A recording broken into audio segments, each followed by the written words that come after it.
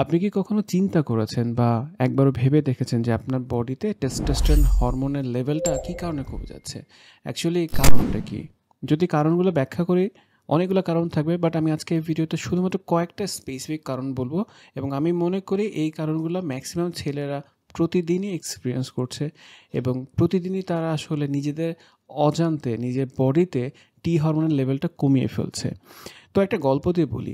গল্পটা আমি যখন ইউনিভার্সিটিতে পড়ি, আমি এবং আমার এক ফ্রেন্ড জিমে ওয়ার্কআউট করতে যাচ্ছি। আমরা প্রায় ৬ মাস খুব ভালো ওয়ার্কআউট করছি।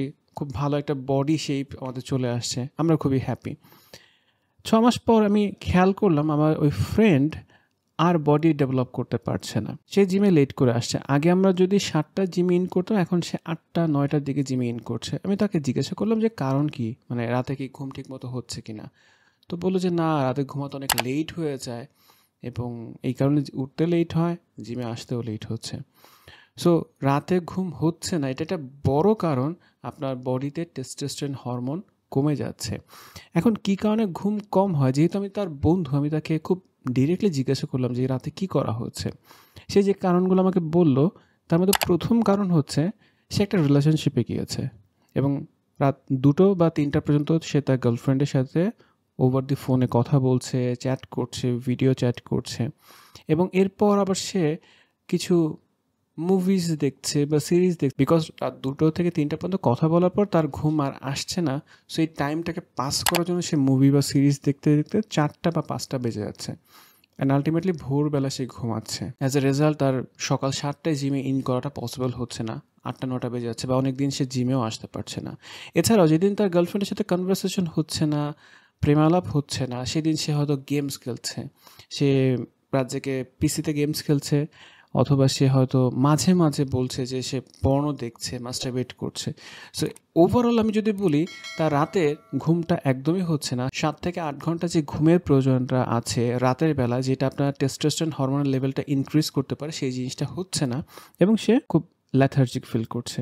তার কোনো কিছু করতে ভালো লাগছে না, এনার্জেটিক ফিল করছে না অ্যান্ড তার লাইফের যে একটা স্পিড আছে, সেই ফিলটা আর সে পাচ্ছে না। খেয়াল করে দেখেন, এই ২০২৫ সালের শেষে এসে কত ছেলে রাতে ঘুমায় না, কত ছেলে রাত জেগে থাকে, গেমস খেলে, পর্ন দেখে, মুভিজ দেখে, সিরিজ দেখে, ইভেন দো স্টাডিও করে। এটা একটা বড় কারণ আপনার বডিতে টেস্টোস্টেরন হরমোন কমে যাচ্ছে। নাম্বার 2, আমার ফ্রেন্ড আর সকালে উঠতে পারে না, যেহেতু রাতে ঘুমাচ্ছে না এবং তার ঘুম থেকে উঠতে ৯টা বা ১০টা বেজে যাচ্ছে, জিমে আসে বা আসে না। আর যেহেতু সে দেরি করে ঘুম থেকে উঠছে, তার বডিতে প্রপারলি সানলাইট এক্সপোজারটা দিচ্ছে না। বিভিন্ন রিসার্চে দেখা গিয়েছে টেস্টোস্টেরন হরমোন যদি বুস্ট আপ করতে হয়, আপনার ভিটামিন ডি এর প্রয়োজন এবং যেটা আমরা সানলাইট থেকে পেতে পারি। তো সকাল 10টার আগে আপনি যদি সানলাইটে এক্সপোজার নিতে পারেন, আপনার বডিতে ভিটামিন ডি গ্রো করবে। অ্যাট দ্য সেম টাইম এটা বুস্ট আপ করবে আপনার টেস্টোস্টেরন লেভেল হরমোনটা। এখন যে মানুষ সকাল 10টার পরে ঘুম থেকে উঠছে, সে কিভাবে আসলে ভিটামিন ডি এক্সপোজারটা নিতে পারে বা সানলাইট এক্সপোজার নিতে পারে? সকাল 10টার পর আপনি যখন সানলাইটে যাচ্ছেন, আপনি আসলে ভিটামিন ডি পাচ্ছেন না, উল্টো আপনি আল্ট্রাভায়োলেট রে পাচ্ছেন, যেটা আপনি স্কিনের জন্য ক্ষতিকর। অনেক ক্ষেত্রে স্কিন ক্যান্সারও হতে পারে। খেয়াল করে দেখেন, অনেক টিনেজার বা অনেক ইয়াং পারসন সকালে সানলাইট এক্সপোজারটা পাচ্ছে না সকাল 10টার আগে। এবং যারা ওয়ার্কিং পারসন, তারা হয়তো খুব দ্রুত অফিসে যাচ্ছেন অ্যান্ড অফিসে যেয়ে এসি রুমে বসছেন, বা যারা গাড়ি ইউজ করছেন, কমফোর্ট জোনে থাকছেন, ওই যে সানলাইট যে একটা এক্সপোজার, সেই এক্সপোজারটা অনেক মানুষ পাচ্ছে না। আমার ওই ফ্রেন্ড জিমে ওয়ার্কআউটটা মোটামুটি ছেড়ে দিয়েছে, উইকলি ১-২ বার যাচ্ছে, দেরি করে ঘুম থেকে উঠছে এবং তার ব্রেকফাস্টে যে ডায়েট চার্টটা দেওয়া হয়েছিল, সেই ডায়েট চার্টটা ফলো করছে না।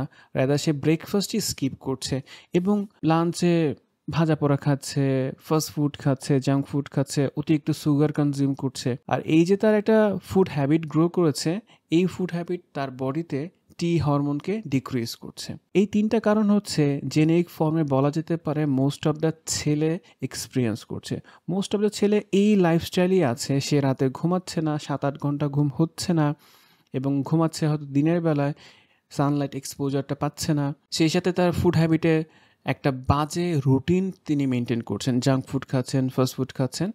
এই ৩টা কারণ মোস্ট অফ দ্য কেসে ছেলেদের টেস্টোস্টেরন হরমোনের লেভেলটা কমিয়ে দিচ্ছে। আপনি যদি ভিডিও এই অংশটুকু দেখে থাকেন, বাকি অংশটুকু না দেখলেও চলবে। আমি বলব না যে বাকি অংশটুকু দেখতে হবে। বাকি অংশে আমি যে কথাগুলো বলব, এটা সম্পূর্ণ আমার কিছু অ্যানালাইসিস, আমার কিছু থিংকিং, এবং আমি ওই থিংকিংগুলো আপনার সাথে শেয়ার করতে চাই যে আমি এভাবে চিন্তা করেছি। হতে পারে আমার চিন্তার মধ্যে ভুল থাকতে পারে, হতে পারে আমি রাইট হতে পারি। আমি বলছি না আপনাকে এগ্রি করতে হবে। আপনি চাইলে শুনতে পারেন, নাও শুনতে পারেন, ইটস আপ টু ইউ। বাংলাদেশের ম্যাক্সিমাম ছেলে রাতে ঘুমাচ্ছে না। এটা শুধু বাংলাদেশ না, এটা সাউথ এশিয়া বলেন, আফ্রিকা বলেন, মোটামুটি যতটুকু আমি ডেটা ঘাটাঘাটি করে দেখেছি, সব দেশের ছেলেরা একই রকম একটা প্যাটার্ন ফলো করছে, রাতে ঘুমাচ্ছে না। কারণটা কি? কারণ সোশ্যাল মিডিয়া আছে, অ্যাডাল্ট কন্টেন্ট আছে, গার্লফ্রেন্ড আছে। ওভারঅল সে স্টিমুলেটেড হচ্ছে যে রাত জেগে আমাকে এই কাজগুলো করতে হবে, আদারওয়াইজ রাতটা প্রচণ্ড বোরিং, রাতে একদমই ঘুম আসছে না। এর পেছনে যদি আমরা যাওয়া শুরু করি, যারা কিনা এই টেক জায়ান্ট রয়েছেন, যারা কিনা সোশ্যাল মিডিয়া ওনার আছে, তারা কেউই এই ধরনের কাজ করেন না। তারা কেউ রাত জেগে ব্রাউজ করেন না, তারা কেউই পর্ন দেখছে না, তারা কেউ তাদের গার্লফ্রেন্ডের সাথে রাত জেগে কথা বলছেন না। আমি মনে করি এই যারা কিনা পৃথিবীর লিডিং পজিশনে আছে, যারা কিনা লিডার্স, তারা চায় না যে আপনি লিডার হতে পারেন। তারা চায় না যে আপনি আসলে মাথা উঁচু করে দাঁড়াতে পারেন। তারা চায় না যে আপনি আপনার নিজের রাইটসগুলো সম্পর্কে অ্যাওয়ার থাকেন, আপনি একটা ম্যান হয়ে ওঠেন। তারা চায় আপনি অলওয়েজ একটা বয় হয়ে থাকেন বা ফিমেল হয়ে যান, আপনি নমনীয় হয়ে থাকেন। আপনার মধ্যে ওই স্ট্রং পাওয়ারটা তারা আসলে গ্রো করতে দিতে চায় না। এই কথাগুলো আমি কেন বলছি? কারণটা হলো, আমি হিস্ট্রি পড়ি এবং হিস্ট্রি পড়ে দেখেছি অনেক হিস্ট্রিতে সেম ঘটনাই ঘটেছে, বাট ডিফারেন্ট ফর্মে হয়েছে। কীরকমভাবে? এক্সাম্পল দিই, আমি দুইটা রিলিজিয়াস হিস্টোরিক্যাল ব্যাকগ্রাউন্ড টেনে নিয়ে আসবো রেফারেন্স আকারে, এবং প্রত্যেকটা রেফারেন্স আমি নিচে ডিসক্রিপশন বক্সে শেয়ার করব, যাতে আপনি রিচেক করে দেখতে পারেন বা পড়ে দেখতে পারেন। আমি প্রথমে কোরআনের একটা সূরা, 28 নম্বর সূরা, সূরা আল কাসাসে 4 নম্বর আয়াতে বাংলা ট্রান্সলেশনটা আপনার সাথে শেয়ার করছি। সেই ট্রান্সলেশনে বলা হয়েছে, তাদেরকে অর্থাৎ ছেলেদেরকে হত্যা করা হতো এবং মেয়েদেরকে বাঁচিয়ে রাখা হতো। নিশ্চয়ই সে ছিল মহা অপরাধী। এখানে যে ব্যক্তিটা এই কাজটা করছিলেন তিনি ছিলেন ফেরাউন। ফেরাউন সামহাও জানতে পেরেছিলেন যে তার ধ্বংস কোনো একটা ছেলের থ্রুতে হবে, কোনো একজন পুরুষ তাকে ধ্বংস করবে, এবং সে তার রাজ্যে মানে ইজিপ্টের সব ছেলেদেরকে মানে পুত্র সন্তান হলেই হত্যা করতেন এবং কন্যা সন্তান বাঁচিয়ে রাখতেন। এটা হচ্ছে ইসলামিক একটা রেফারেন্স নিয়ে আসলাম। বাই দ্য ওয়ে, আমার এই ভিডিওর কোনো উদ্দেশ্য এমন না যে ইসলাম সত্য না হিন্দু ধর্ম সত্য এই ডিবেটে যাওয়া। আমি জাস্ট প্রত্যেকটা ধর্মে একটা কমন ফিচার আছে যে ছেলেদেরকে কীভাবে হত্যা করা হয়েছে অথবা ছেলেদেরকে ডাউন করা হয়েছে, যা বর্তমানে হচ্ছে টেকনোলজি ব্যবহার করে, এবং সেটা আমরা অনেক সময় অ্যাওয়ার না, বিকজ আমরা অনেকে হিস্ট্রি পড়তে পছন্দ করি না বা এনজয় করি না। সেটা নিয়ে অন্য একদিন কথা বলবো। এবার চলে যাই হিন্দু ধর্মে পুরাণে কি বলা হয়েছে। আমি যে রেফারেন্সটা দিচ্ছি এটা ভগবত পুরাণে বলা হয়েছে। সেটা ছিল যে মথুরার রাজা ছিলেন কংস। তিনি আকাশবাণীতে শুনতে পেয়েছিলেন তার একজন বোন দেবকীর অষ্টম যে সন্তান হবে, পুত্র সন্তান, সেই পুত্র সন্তানই হবে তার মৃত্যুর কারণ, এবং সে নিজেকে বাঁচানোর জন্য ওই পুত্র সন্তানকে হত্যা করার অনেক চেষ্টা করেছেন। দেবকীর অষ্টম সন্তান, যাকে হিন্দু ধর্মে কৃষ্ণ মনে করা হয়, সেই কৃষ্ণ যশোদার ঘরে লালিত পালিত হন, এবং এটা একটা অলৌকিক ঘটনা ছিল, কারণ বন্দি অবস্থায় কিভাবে হয়েছে এটা প্রচণ্ড অলৌকিক একটা ঘটনা। সেম ঘটনা আপনি দেখবেন মুসা ইসলামও কিন্তু ওই ফেরাউনের ঘরেই বড় হয়েছেন।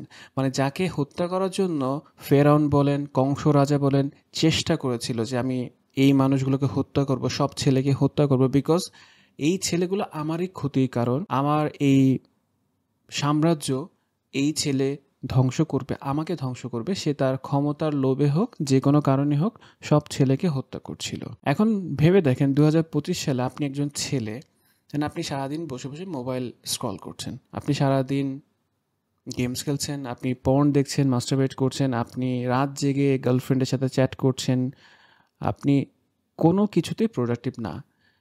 এটা কিন্তু আপনি করছেন না, আপনাকে দিয়ে করানো হচ্ছে, আপনাকে ম্যানিপুলেট করা হয়েছে, আপনাকে কন্ট্রোল করা হচ্ছে। চিন্তা করে দেখেন, আপনি কি ধ্বংস হতে চান? আপনি কি এই খাঁচার এই বন্দি জীবনে থাকতে চান, নাকি আপনি মুক্ত আকাশে বের হতে চান? আপনি আপনার নিজের লাইফটা নিজের মতো করে লিড করতে চান। ইটস নট লাইক যে আমি যা ইচ্ছে তাই করবো। ইটস লাইক আমি প্রোডাক্টিভ হব, আমি আমার লাইফে লিডার হব, আমি আমার লাইফে ডিসিশন মেক করব, আমি পুরুষ হয়ে উঠব, একটা ছেলে হয়ে থাকবো না, আমি একটা নারী হয়ে থাকবো না, আমি পুরুষ হতে চাই। সো কিভাবে আপনি আপনার বডিতে টেস্টোস্টেরন হরমোনটা বিল্ড আপ করতে পারেন, বিকজ এই সোসাইটি, এই মডার্ন এজ আপনার বডি থেকে টেস্টোস্টেরন লেভেলটা কমিয়ে দিচ্ছে, আপনার টি হরমোনটা কমে যাচ্ছে, আপনি কখনোই এর এগেনস্টে ফাইট করতে পারবেন না, আপনাকে এই লুপ থেকে বের হতে হবে। সো কী করলে আপনার বডিতে টি হরমোনটা ডেভেলপ করতে পারেন, টি হরমোনটা বাড়াতে পারেন, নেক্সট ভিডিওতে সেই বিষয় নিয়ে আলোচনা করছি। দেখা হচ্ছে নেক্সট ভিডিওতে। সে পর্যন্ত ভালো থাকেন, সুস্থ থাকেন। আল্লাহ হাফেজ।